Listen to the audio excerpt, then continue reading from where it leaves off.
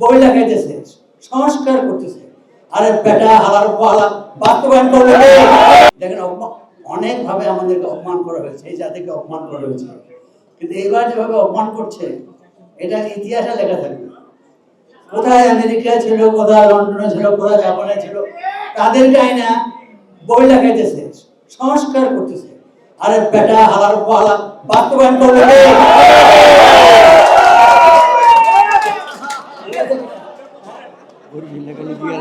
এই প্রশ্ন দিতে হবে তো।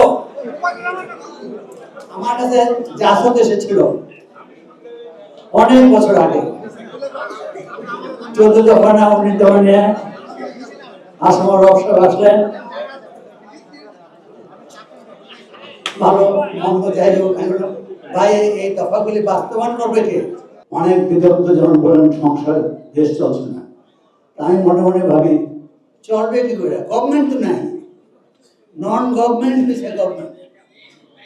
আর উপদেশ দিচ্ছে কারা? যারা এই দেশে বসবাস করে নাই।